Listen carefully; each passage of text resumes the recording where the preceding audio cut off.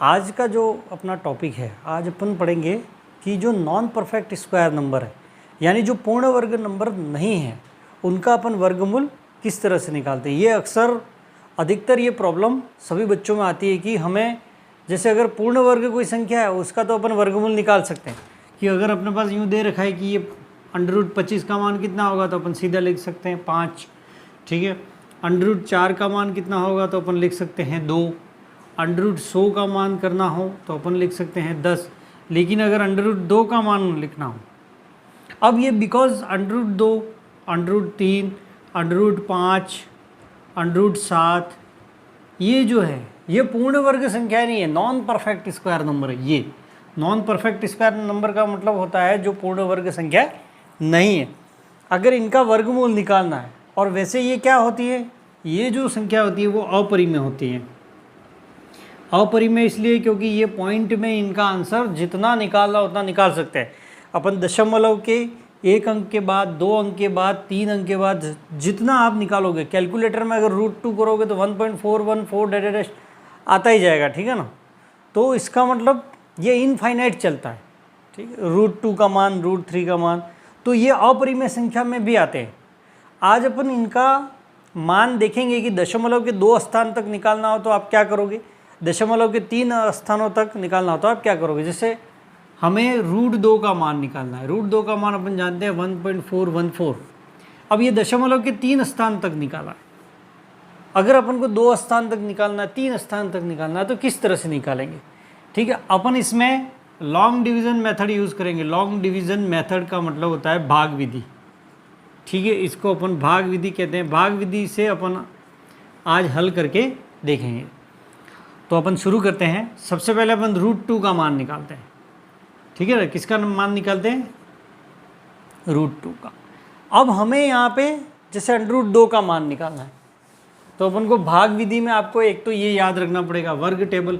1 × 1 1, 2 × 2 4, 3 × 3 9, ठीक है, 4 × 4 16, 5 × 5 25, ऐसे 9 तक ये याद रखना है। अब √2 का जैसे हमें निकालना है √2, ठीक है। √2 करना है यानी 2 का वर्गमूल निकालना है। अब दशमलव के 3 स्थान तक सपोज अपन को निकालना है तो अपन क्या करेंगे, देखो दशमलव के 3 स्थान तक निकालना है तो 2 के बाद पॉइंट लगा देंगे अपन, क्योंकि ये पॉइंट में आंसर आएगा। तो अपन किसी को देखो 2 को अपन लिख सकते हैं 2.000, कितना भी लिखो वो 2 ही है। तो मैं 2 करके पॉइंट कर दूंगा। अब मुझे अगर दशमलव के बाद 3 स्थान तक आंसर लाना है तो मैं जितने स्थान तक आंसर लाना है उसके डबल 0 आपको पीछे लगाना। जैसे अगर आपको दशमलव के 1 स्थान तक लाना है मान लो, तो 1 स्थान तक इसका उत्तर कितना आएगा, 1.4 आएगा, ठीक है। 1 दशमलव के 1 स्थान तक का मतलब दशमलव के बाद अगर 1 अंक लाना है तो आपको 2 0 लगाना है। अगर 2.00 करोगे फिर इसका वर्गमूल निकालोगे तो 1.4 दशमलव के बाद 1 स्थान तक आएगा। अगर आपको दशमलव के बाद 2 स्थान तक लाना है कि मान लो मुझे दशमलव के बाद कम से कम 2 स्थान यानी 2 संख्याएं चाहिए, तो आपको दशमलव के बाद यहाँ पे 2 0 लगाने, ठीक है। इस तरह से मान लो 3 अंकों तक लाना है हमें, ये 1.414, तो अपन यहाँ 3 स्थान तक यानी 3 अंक लाने हैं दशमलव के, तो अपन उसके डबल, 3 के डबल कितना होता है 6, तो यहाँ पे 6 0 लगा देंगे। ये 6 0 मैंने लगा दिए, ठीक है। अब पॉइंट के बाद कितने भी 0 लगाओ, क्या फ़र्क पड़ता है, कुछ भी फर्क नहीं पड़ता है।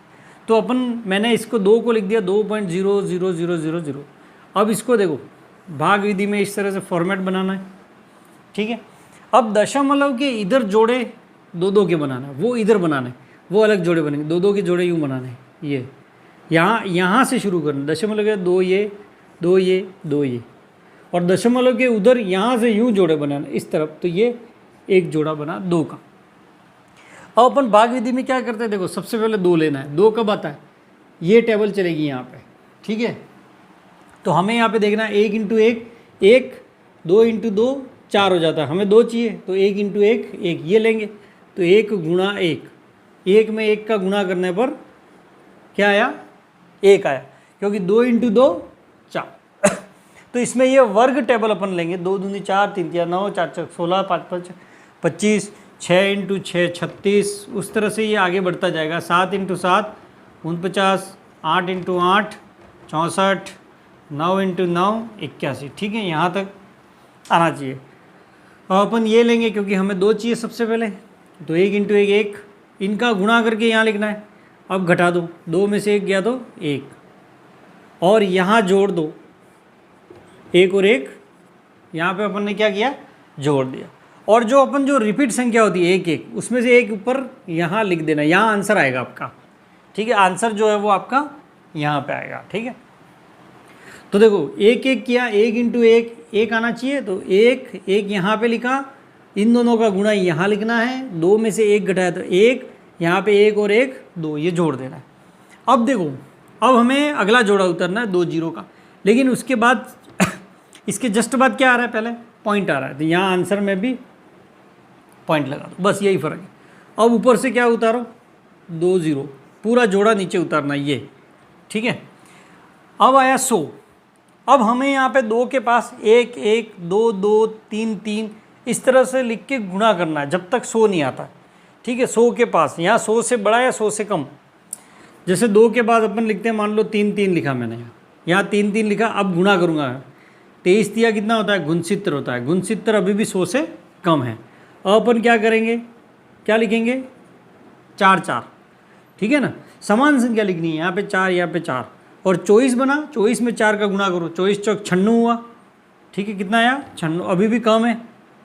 अब अपन देखते हैं यहाँ पे 5 5, अगर मैं 5 5 लिखूँ तो ये 25 25 इंटू 5 कितना हो जाता है, 125 ज़्यादा हो गया, तो अपन क्या लिखेंगे, जहाँ पे ज़्यादा होता है उसके जस्ट पहले 4 4, क्या लिखेंगे, 24 में 4 का गुणा कितना आएगा, गुणा यहाँ पे लिखो 96। ठीक है, 96 आया।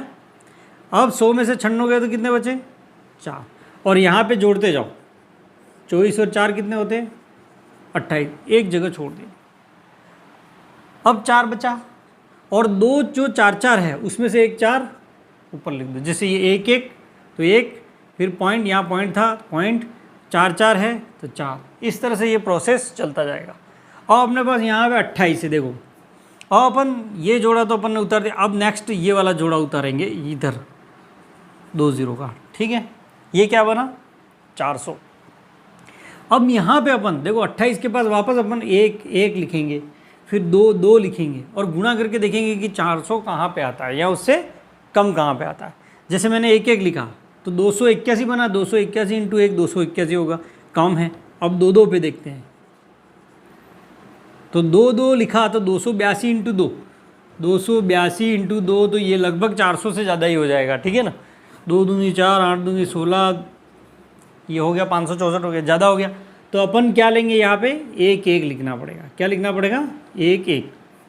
तो 1 1 लिखेंगे तो 281 इंटू 1, गुणा तो यहाँ पे लिखना है, 281 हुआ, और यहाँ जोड़ कर दो, 281 और 1 282। अब इसमें से ये घटा दो, 281 ये तो 19 और 119, कितना हो गया, ये 119 हो गया। अब ये देखो 1 1, तो इसमें से एक यहाँ पे। ठीक है, अब अपन क्या करेंगे, लास्ट तीसरा जोड़ा नीचे उतारेंगे 2 जीरो का। ठीक है, अब ये 282, अब इसके पास वही वापस वही 1 1 2 2 3 3 4 4 लिख के जहाँ पे ये आ रहा है, सपोज अपन यहाँ पे 4 4 लिखते हैं, कितना आता है, अगर मैं 4 4 लिखता हूँ और गुणा करना है, इनका गुणा जो है वो ये आना चाहिए 11,900। ठीक है ना, तो गुणा करते हैं, 4 चौक 16, 4 दो के 8 9, 8 चौक 32 का 2 हासिलाई 3, 4 दो के 8 3 11, 11,296 ये आया।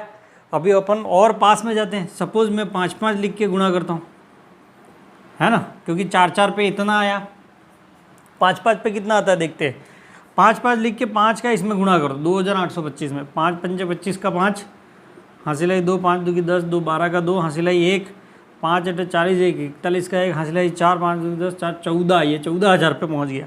ठीक है, इसलिए हमें क्या लिखना पड़ेगा यहाँ पे 4 4। ठीक है, तो ये 2824 में 4 का गुणा कितना आता है 11,296। अब ये जितना माइनस करो चाहे नहीं करो, इसको माइनस करने की ज़रूरत नहीं है ना। ये आ जाएगा 604, कितना आएगा 604, ये लगभग आंसर आएगा। इसके आगे नहीं करना, इसके आगे अब देखो 4 4 4 4 पे ही आया, तो यहाँ पे क्या लिख देंगे 4 बस। तो यही इसका आंसर है, क्योंकि हमें दशमलव के बाद 3 अंकों तक इसका आंसर चाहिए था, तो ये 3 अंकों तक आ गया।